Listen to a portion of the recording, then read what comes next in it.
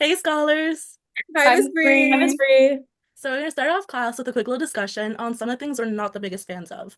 Can anyone name something that they don't really like? Bugs. I hate bugs. Does anyone else not like bugs? Me, I don't like them. I don't like them either Why? because they're disgusting. They're nasty. They're Yeah. so gross. And like, when you look at them, it feels like they're crawling on your skin. Yeah, Oh. yeah, nobody likes them. Yeah.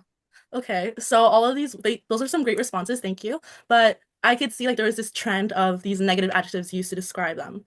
But now imagine those words were being directed to you. Those words were being used to describe your family, your friends, or your classmates. How would that make you feel? I wish somebody would.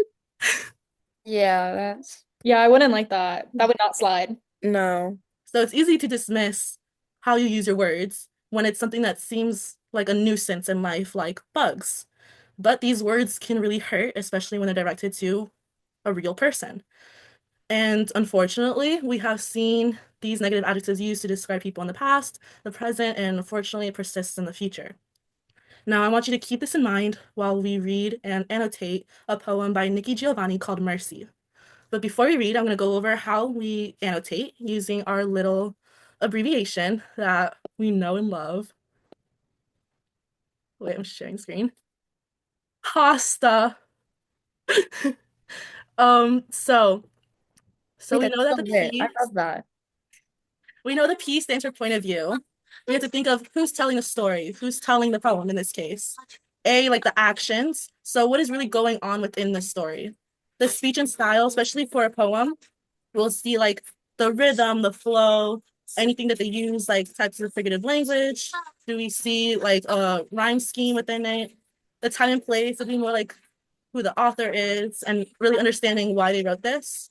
And for A, the theme, it would be what we're trying to figure out in the first place. What's the purpose of this piece of literature?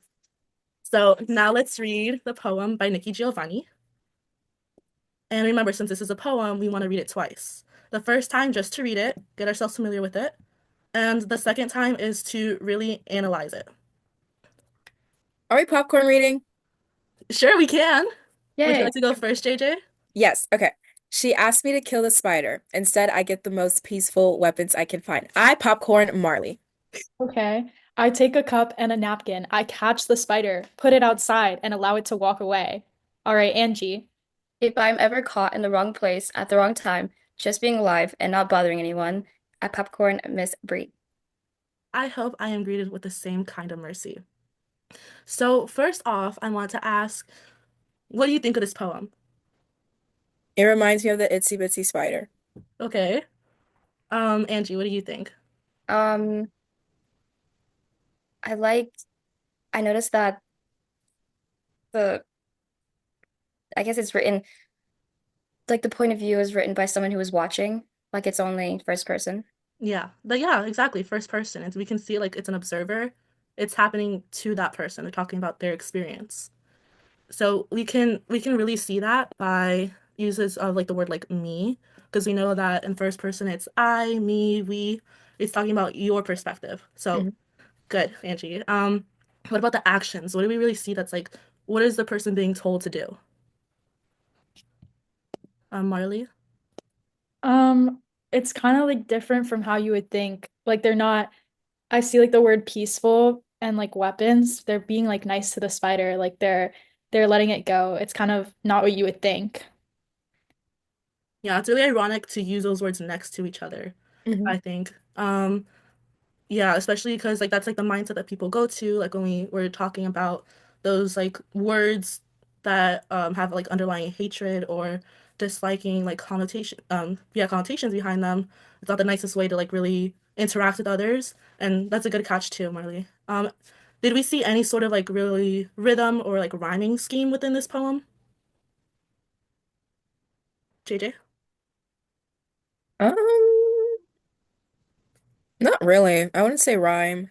Yeah, there isn't, which is okay for a poem. It's a free verse poem. Not every poem needs to be one fish, two fish, red fish, blue fish, you know? Mhm. It's great to have creative liberty and yeah, and I really just love like the overall message that is told within this poem. Um, Marley, could you be able to identify what that lesson might be? Um, I think it's saying to like be nice to creatures. Like it kind of reminds me of like love your neighbor. Like don't if that was you, like think about how you would feel, like the same way that you would want someone to be nice to you. But like even if it's a little spider, like you should still treat it with like the kindness that you should show others. Exactly, that like lesson of like empathy. Yeah, exactly. That's exactly what the type of like theme, the type of message that she is trying to tell within this poem. Even though it's short, it does like have a really big impact with it. For the time and place, like there is no specific time that this could be tied to because it is so relatable. It's more like a universal scale. It could be applied to any time and place. We see it everywhere. We see it with how we describe bugs, for example.